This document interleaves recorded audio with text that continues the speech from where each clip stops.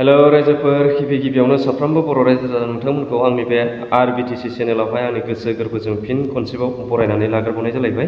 थ' रायजोफोर आसा खालामो नोंथांमोना इसोरनि अननायाव गासैबो मोजाङै दं होननानै, आरो लोगोसे नोंथांमोना जुदि भिडिअखौ नायदोंब्ला उइदाउट स्किप जोबजासिम नायलांगोन होननानै, आरो लोगोसे नोंथांमोना जुदि चेनेलाव गोदानै हाबफैदोंब्ला अननानै साबस्क्राइब, शेयार, लाइक आरो कमेन्ट खालामगोन होननानै। थ' रायजोफोर आङो भिडिअ खालामनो हायिया गोबां सान जाबायमोन, बा गोबां दिननि उनावसो आं दिनै भिडिअ खालामलायबाय। मानोना आङो समा माखासे थोआ जाबाय थादों बिनि थाखाय। थ' रायजोफोर दिनै आं नोंथांमोनजों रायज्लायनो नागिरनाया नैबेसो जे फैबाय थानाय जोंहा 2025 मायथाइनि जे बिटिसि काउन्सिल इलेक्सन, दा बे इलेक्सननि सायावनो आं फंनैसो नोंथांमोनजों सावरायनो लुबैदों बा रायज्लायनो लुबैदों आरोखि। बेनो जाहैबाय जे जोंहा दिनैनि समखौ बा दिनैनि थासारिखौ जोङो नायोब्ला नुबाय जे फैबाय थानाय जोंहा 2025 मायथाइयाव जानो गोनां बिटिसि इलेक्सननि थाखाय माने मोनफ्रोमबो पार्टिखौहाय माने स्ट्रं जानाय बा गावबागाव पार्टिखौहाय स्ट्रं खालामनायनि खामानियाव नांथाबनायखौ जों दानो नुजेनखाबाय, नङा होमबा, नुहांखाबाय। आरो जोङो बुंनो थाङोबा एसे दुंदुंहाव थासारियाबो फैहांबाय, गावजों गाव दान्थे बिदान्थे, गावजों गाव एसे बखिलायनाय बे फैहांलायखाबाय आरोखि, नङा होमबा। दा बिनि गेजेराव आं नैबे बाथ्राखौसो बुंनो नागिरदों जे जोंहा बिटिसिआवहाय इउपिपिएल प्लास जोंहा बिजेपिजों एलायन्स गभर्नमेन्ट सोलिगासिनो दङमोन। दा बे एलायन्स गभर्नमेन्ट सोलिनायाव जोंहा आसामनि चिफ मिनिस्टार हिमन्त बिश्व शर्मानि गोसो बायदियैनो, बिथांनि बुंनाय बायदियैनो बिटिसि सरकारा सोलिगासिनो दंमोन होनब्लाबो जों गोरोन्थि बुंनाय जानाय नङा। दिनैसिमहालागै माने हिमन्त बिश्व शर्मानि खोथा फंसे दाननानै दिनै बिटिसि सरकारा सालायफेराखै बा बिटिसि सरकारा खामानि मावफेराखै। दा बेबायदि एथ' मोजां मावसेयावबो, बेबायदि एथ' मोजां मानिसेयावबो दिनै हथात करे दाखालि थांनाय बावैसो जोंहा हिमन्त बिश्व शर्मा बिथाङा मा फोरमायखो बा मा बुंखो इउपिपिएल बा बिपिएफ बा जिखुनु पार्टिनि थाखाय, नङा होमबा। साननो गोनाङा बेसो, नङा होमबा। दिनै बिथाङा गावनि मोनसे वार्कार मिटिं बा बिजेपिनि मोनसे मिटिङावहाय बुंबाय जे ओइबारनि फैबाय थानाय बिटिसि इलेक्सनावहाय रावजोंबो एलायन्स गैयालासिनो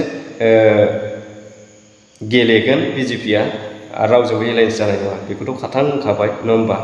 दा बेनिखायनो बिथाङा ओरैबायदि गावनि पार्टिनि मानसिफोरखौसो स्ट्रं जानो आरोबाव खावलायखाबावबाय जे फैबाय थानाय बिटिसि इलेक्सननि थाखाय खामानि मावनो बयबो कर्मिफोरा स्ट्रं जानानै थानाया मोजां होननानैसो बिथाङा सुबुरुन होबावबाय आरोखि, दा एडभाइस खालामबावबाय। दा बाहाय नायोब्ला जों नुनो मोनो, माने बेखौ नायोब्ला जों नुनो मोनो दिनैनि एलायन्स गभर्नमेन्ट सोलिनाय जोंहा इउपिपिएल दोलोआ ओरैबायदि मोनसे अलखदाव थांनाय बायदि साइजखौसो जों नुनो मोनदों, बा माने अकलहरिया जानो थांगासिनो दं इउपिपिएल दोलोआ। दा बे बिपिएफआथ' बिपिएफ ओरैनो अकलहरियाखा, बिथांमोनाथ' रावजोंबो एलायन्स गैयालासिनो सिगांनिफ्राय गेलेबोदों आरो दासिमबो गेलेगासिनो दङ। बिथांमोना रावनिबो सापर्टबो मोनाखै बा सापर्टबो लायाखै। बिथांमोनाथ' ओरैनोबाबो मावरिया साइजआवहाय बिथांमोना इलेक्सनखौ गेलेबोगासिनो दंखायो। दा बिथांमोननि माखासे गावसिनि स्ट्रं, गावसिनि गोहोखौ बिथांमोना दिन्थिबोगासिनो दं। दा बेनिखायनो आं दिनै बुंनो नागिरदों नैबे बाथ्राखौहाय, माने जोंनि बिटिसिआवहाय मोननै रिजनेल पार्टि दङ।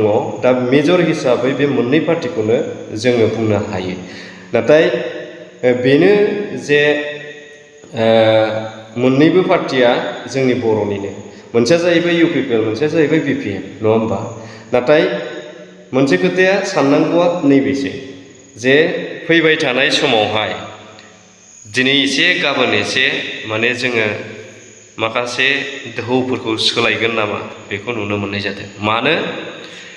मानो इउपिपिएलआ ओरैबायदि मोनसे लोरबां महराव फैनो हागौ नामा, नैबे आंनि साननाय फैदों। मानोना जानो हागौ बिथांमोनहा बुंदों माने थांनाय बारावबो एलायन्स खालामनानै इलेक्सन गेलेयाखैमोन आरो देरहायाखैमोन, नङा होमबा। दा आं नैबे बाथ्राखौसो बुंदों, दिनै एसे गाबोन एसे एलायन्स सरकार दानो मोननानै बिटिसिआवहाय जोंहा बिजेपिआ ओरैबायदि मोनसे हासार मोनबाय। दा बाहाय आं नैबे बाथ्राखौ आंनि मोन्दांथिजों आं बुंनो नागिरदों जे ओंखायनो थांनाय समावहाय 12टा सिट UPPL दोलोआ देरहादोंमोन, बेनिफ्राय BJPआ 9टा। दा बे मोननैजोंनो बिथांमोना सरकारखौ दादों, नङा होमबा? बेनिफ्राय ओइबाराव मा रोखोम जाहैनो हागौ नायोब्ला आंनि नुहुरनायाव UPPLआ जेसेबां देरहादोंमोन हयथ' 12टायाव 10टाबो बा 8टानिफ्राय 9टासिमाव देरहानो हागौ, बेनिफ्राय BJPआसो बिनि बांसिन देरहानो हागौ, बे आरोखि। दा दिनै बिथांमोना मा होनो इलेक्सन बायनायनि रिजाल्टनि उनावसो गावसिनि माखासे मेजरिटिखौ नोजोर होनानै एलायन्स गभर्नमेन्टखौ BJPआ दागोन। नाथाय सोरजों दागोन? हयथ' BPFनि मेजरिटियाबो बारा जानो हागौ, नङा होमबा? हयथ' UPPLनि मेजरिटियाबो बारा जानो हागौ। जुदि UPPLना बाराबा UPPLजों थाबसिनबाय, BPFना बाराबा BPFजों थाबसिनबाय। दा नैबे साइजखौ नाहरनानैसो माबाया एलायन्सखौ खालामगोन। बियो जोंनि थाखाय माखासे बिराद साननो गोनां। दिनै BTCआव BPF UPPLजोंल' नांज्लायलायबाय थादो, दान्थे बिदान्थे जालायबाय थादो। दिनै UPPLआ BPFनि गाज्रि माबाव गाज्रि दं, माबाव गाज्रि गैया बेखौ खना खनला एरख'नानै रायदो। बिनिफ्राय BPFआ UPPLखौ अबाव गाज्रि दं खना खनला एरखां एरसि रायज्लायजोबदो। दाना गाज्रि मोजांखौथ' रायजो राजाफ्रा UPPL आरो BPFनिखौ मिथिजोब्बाय, नाथाय BJPनिखौ सोर खिन्थागोन? BJPआ मोजां मावदों ना गाज्रि मावदों, ना बबे खनायाव मा जानानै दं, बेखौहाय BJPनि गाज्रिखौ सोर एरख'नानै रायज्लायगोन? रायजो राजा बिथांमोननिसिम बिथांमोननि मोजां गाज्रिखौ सोर खिन्थागोन? दिनै BPFआबो BJPखौ रायनो हाया, UPPLआबो BJPखौ रायनो हाया, मोननैबो दोलोआ BJPखौ रायनोनो हाया बा बुंनोनो हाया, खुनु BJPनि एगेन्स्ट बाथ्राखौनो बुंनो हाया। बै फैबाय थानाय रिजाल्टनि उनाव एलायन्स जानांगौनि थाखायनो बिथांमोना फंसेबो बुङाबो जानो हासिगौ।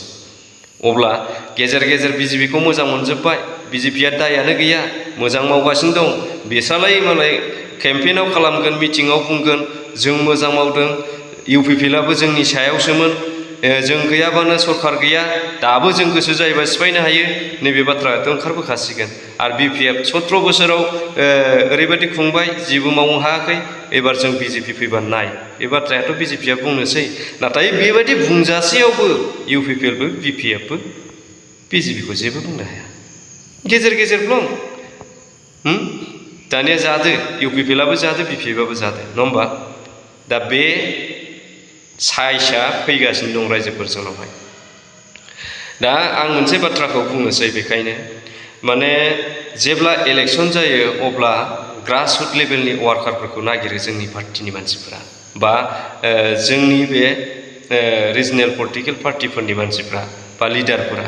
नाथाय जेब्ला इलेक्सना बायखांबाय, ग्रासरुट लेभेलाव मोनदों ना मोनाखै, मोनजादों ना मोनजायाखै, जेबो उदिस लाया।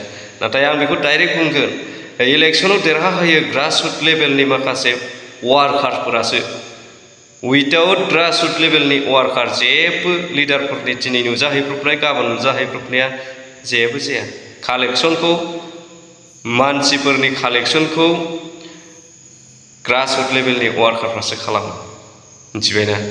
दा दिनै बिदियावनो गाज्रि मोनो रायजो राजाफ्रा। दा ओंखायनो दानि समावहाय गासिबो रायजो राजाया बुजिबाय जे पार्सनेल बेनिफिटनि थाखायसो दिनैनि समाव पलिटिकेलाव हाबो आरो हाबगासिनोबो दं। जाय थाखा होदों बे पार्टियाव हाबदों, जाय थाखा होदों बे पार्टियाव हाबदों। बाहाय खुनु सोरनिबा गामिनि बा रायजोनि डेभेलप बेखौ रावबो सानला, खालि सानो गावबागाव बेनिफिट पार्सनेल, बेखौ साननानैसो पलिटिकेल पार्टियाव हाबो।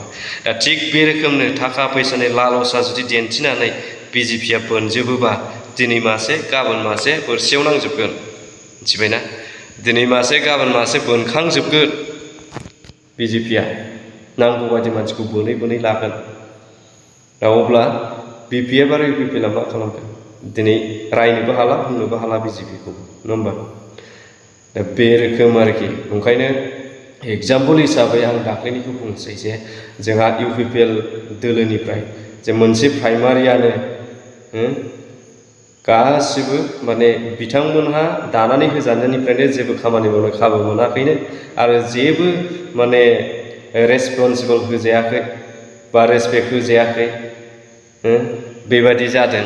दा बेनि थाखाय बिथांमोना गाज्रि मोननानै UPPL दोलोखौनो प्राइमारियैनो गारबाय बा रिजाइन होबाय। दा दिनै बिथांमोना BPF आव हाबलायबाय। दा बेखायनो आं बुंगोन फैबाय थानाय समा मा दिन्थिलाङो बा सोर स्ट्रंसिन जायो मोननै दोलोनि गेजेराव, बेयो बावैसो समनि गेजेरावनो फोरमाना फैगोन रायजोफोर जागोन। दा बेखिनि रायजोफोर नोंथांमोनहा बेनि सायाव मा सानो? आं आंनि मोनदांनायजों नोंथांमोनजों आङो रायज्लायबाय। हयथ' जानोबो हागौ, हयथ' जायाबो हागौ। बिनि गेजेरावहाय माबाफोर आं जुदि गोरोन्थि बुंफ्लांदोंब्ला बिनि थाखाय निमाहा होगोन होननानै आं आसा खालामबाय। थ' रायजोफोरा आं भिडिअखौ बेखिनिखौनो खालामदोंमोन। जोबजासे नायनायनि थाखाय थेंक इउ फर वाचिं। जय बर' हारिनि।